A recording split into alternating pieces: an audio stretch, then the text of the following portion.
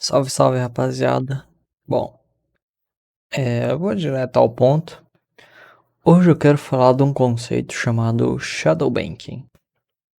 Vamos lá, né? O que significa primeiramente?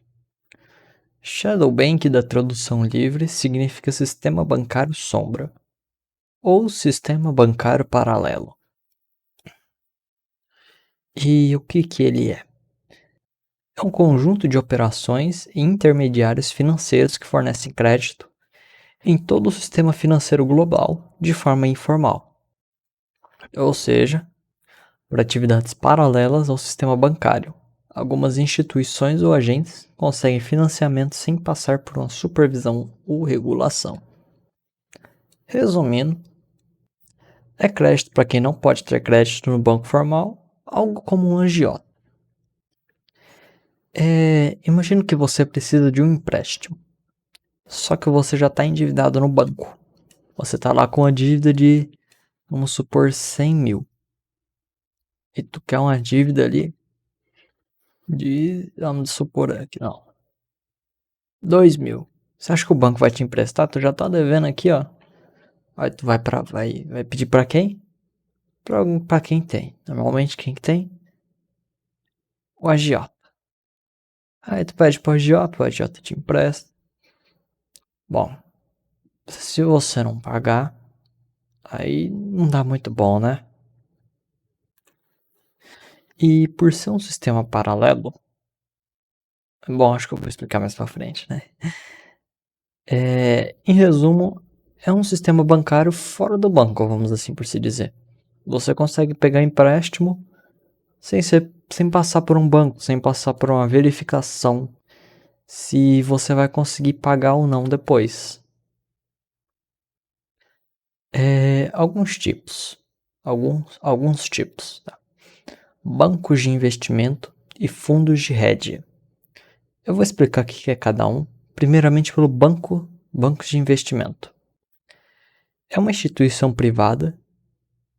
instituições privadas que auxiliam operações como fusão, aquisição e abertura do capital, e sem contar o financiamento. Ou seja, é uma instituição que é privada e auxilia a abertura de capital, aquisição, fusão e o financiamento. E qual que é a diferença de um banco de investimento para um banco comum? Santander, Itaú, Nubank. Os bancos de investimento, eles não possuem contas correntes, não captam depósitos ou aplicações em poupança. Bom, banco de investimento não tem uma poupança, é isso. Fundos de hedge. É um fundo de investimento que ele é mais flexível, com mais liberdade para investir e alocar o seu capital como você quiser. Aqui, ó.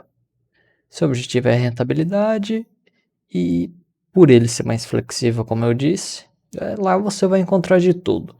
Títulos, ações, commodities, se duvidar deve ter umas criptomoedas lá no meio também, Bitcoin, Ethereum, Solana e mais uma cacetada de coisa aí. E eles normalmente, pela alta rentabilidade, são utilizados para alavancagem. Mas tem uma contrapartida, né? A alavancagem não é só lucro não, cara. Você pode também meio que desalavancar. Ou seja, você pode perder ali, se ferrar, perder todo o patrimônio que tu colocou. Você pode. Como por exemplo, você pode colocar todo o teu dinheiro em Bitcoin e o Bitcoin parar de existir. Pode acontecer? Claro que pode. Você pode colocar todo o seu dinheiro aí no dólar e o dólar desaparecer? Pode. Mas é difícil, né? É mais fácil desaparecer outras coisas primeiro, antes de desaparecer o dólar ou desaparecer o Bitcoin. Em resumo, do fundo de hedge. É um tipo de investimento, é um fundo de investimento que ele é mais flexível. Você pode investir no que você quiser. Ninguém te limita. Se você quer colocar só criptomoeda, tu pode. Se você quer colocar só commodity, tu pode. Se tu quer colocar tudo, commodity, ação, título do governo, criptomoeda, Tu pode colocar, ninguém vai te limitar não, meu filho. Se tu quer, vai fundo. E por que que isso existe? Normalmente, quem pratica o banking, ele serve como um intermediador e tomador de empréstimo, vulgo agiota, fornecendo crédito e capital para investidores e instituições. Bom, tô brincando aqui a parte do agiota. Mas também eu creio que a agiota faça isso. Que o agiota atua como intermediador e tomador de empréstimo. Só que ao invés de fornecer crédito para investidores ou instituições, ele fornece para pessoas. E o shadow banking normalmente perdão. O shadow banking normalmente pode ser feito por instituições que não são bancos. Muitas operações acabam tendo um risco de calote ou de liquidez, sem contar que não há uma garantia como um imóvel, um veículo, alguma coisa que você dê como garantia, a não ser sua palavra, né? A palavra de algumas pessoas às vezes nem tem valor. E essa questão do risco de calote, de você ter que confiar nos outros, me lembra a palavra fiducia, que vem do grego, né?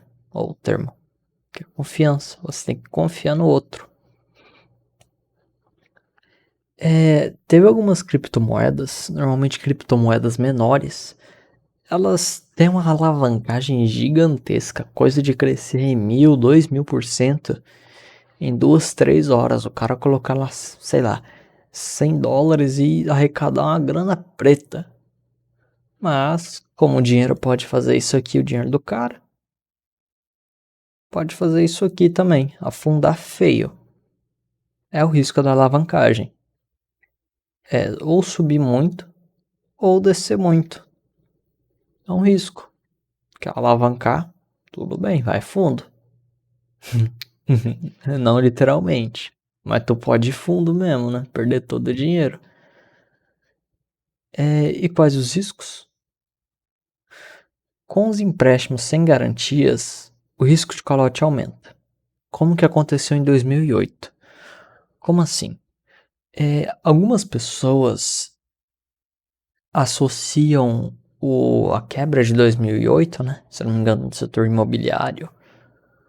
Não foi questão do crédito fácil, da questão do crédito fácil com a quebra de 2008. Bom, pode ter alguma coisa a ver, porque o mercado do shadow banking, ele já é 40%, sim, de toda a questão de empréstimo. É muita grana, cara, é muita grana. Talvez tenha alguma coisa a ver. Eu creio que pelas pessoas se endividarem a cada vez mais aqui no Brasil, esse tipo de coisa vai aumentar. Porque a pessoa já não vai ter um crédito bom para pegar no banco. E se a pessoa precisa de dinheiro, ela vai recorrer a alguém.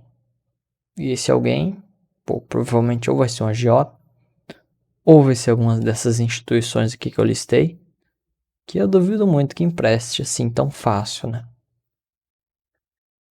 E qual que é o problema disso? Que se a pessoa não emprestar, perdão, se a pessoa emprestar e você não pagar, a pessoa tomou um calote, tu meteu um calote, literalmente. Em resumo, Shadow Bank é praticamente uma agiotagem. Só que a diferença é que o agiota pode te matar. Nesse tipo aqui, quem pode aplicar o calote pode ser o banco de investimento, pode ser o fundo de hedge, pode ser criptomoeda.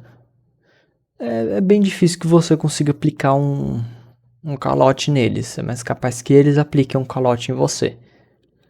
Normalmente, se você tentar aplicar um calote em alguém que te fez um empréstimo, tu vai se lascar bonito. Tenta ir aplicar um calote no agiota pra tu ver o que vai acontecer.